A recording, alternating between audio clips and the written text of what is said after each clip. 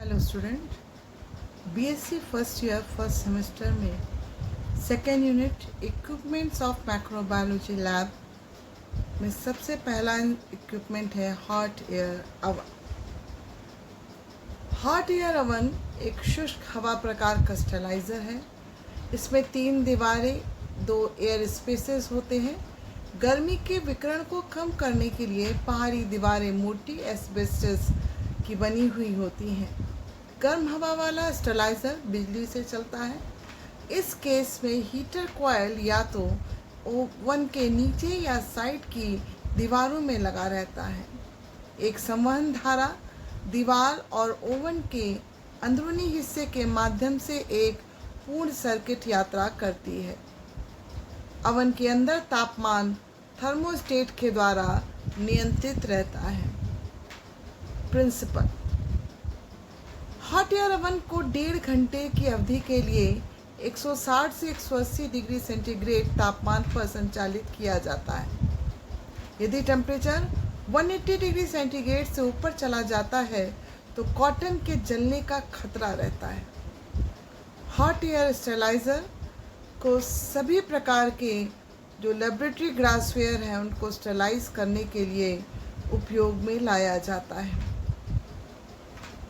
Petri dishes को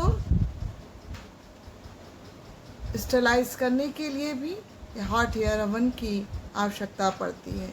और भी दूसरे मटेरियल जो कि हाई टेम्परेचर पे जलते ना हों उन्हें हॉट एयर ओवन में स्टेलाइज किया जाता है। ये हॉट एयर ओवन है, ये भी स्ट्रक्चर है, इसका इमेज है। प्रिकॉशंस: हमें क्या क्या सावधानी रखनी है जिस समय हमें हॉट एयर ओवन को चलाना होता है।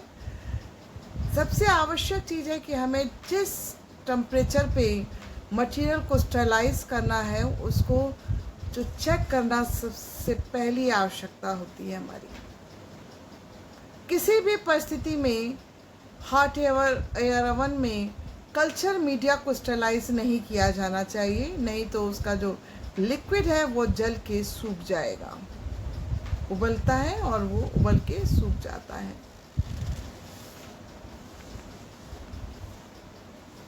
स्टेलाइजेशन के लिए आवश्यक तापमान बनाए रखने के लिए टेम्परेचर नियंत्रक उपकरण होना चाहिए। पेट्री डिशेस को या तो मेटल कैन में या पेपर से रैप करके कवर करके स्टेलाइज़र के अंदर रखा जाना चाहिए। यूजेस यानी कि उपयोग: हॉट एयर स्टेलाइज़र का यूज़ लेबोरेटरी में यूज़ होने वाले किसी भी प्रकार का ग्लासवेयर जैसे test tube, petri dishes, pipette, flask और दूसरे मटेरियल जो कि हाई टेम्परेचर पे जलते ना हों उनको स्टेलाइज करने के लिए किया जाता है। Thank you. इसी श्रृंखला में दूसरा जो इक्विपमेंट है वो है laminar air flow. Laminar air flow एक उपकरण है जिसमें कक्ष के पीछे की ओर एयर ब्लोअर होता है जो समानांतर फ्लो लाइंस के साथ समान वेग से वायु प्रवाह उत्पन्न कर सकता है। इसमें एक विशेष फिल्टर प्रणाली है, high efficiency particulate air filter HEPA filter इसमें एक लगा होता है जो कि 0.3 माइक्रोन मिलीमीटर जितने छोटे कणों को हटा सकता है।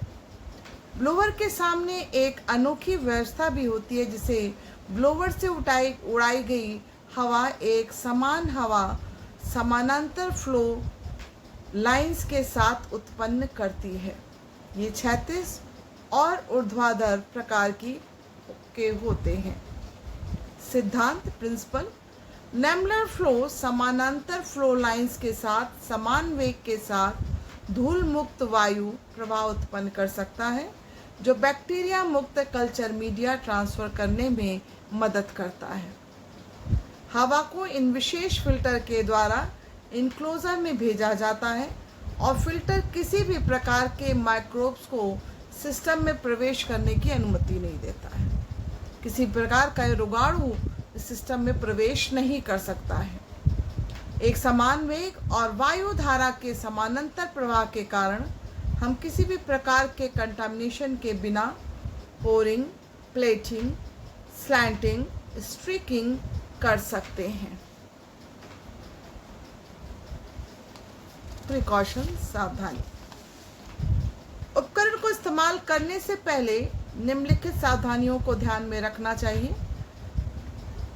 सबसे पहली है, उपकरण को ऑपरेट करने के लिए प्रवेश करने से पहले हमें अपने जूते उतार देने चाहिए।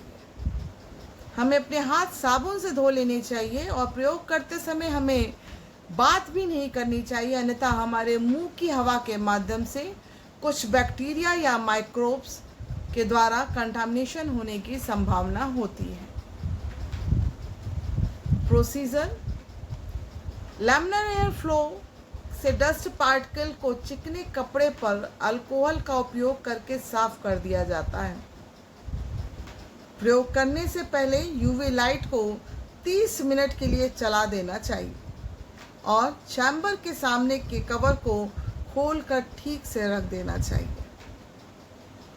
एयर ब्लोअर को वांछित डिग्री पर सेट किया जाता है ताकि कक्ष के अंदर की हवा को बाहर निकाला जा सके, क्योंकि जो हवा पहले से ही कक्ष के अंदर है वो दूषित हो सकती है। इसलिए एक वांछित डिग्री पर उसको सेट कर दिया जाता है एयर ब्लोअर को। व्यक्ति को चैम्बर के सामने ठीक से बैठना चाहिए और कंटामिनेशन को कम करने के लिए अपने हाथों और चैम्बर के स्टेज को अल्कोहल से ठीक से साफ करना चाहिए। काम करने से पहले हमें अपने हाथ और चैम्बर को ठीक से अल्कोहल से पोंछ देना चाहिए।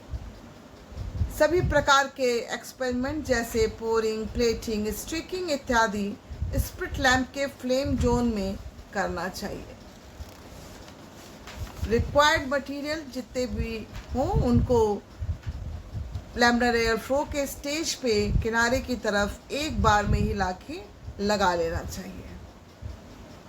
यूजेस, चैम्बर के अंदर लैमिनर फ्लो के चैम्बर के अंदर बिना किसी कंटामिनेशन के हम बैक्टीरिया या फंजाई या किसी भी माइक्रोब्स को मीडिया पर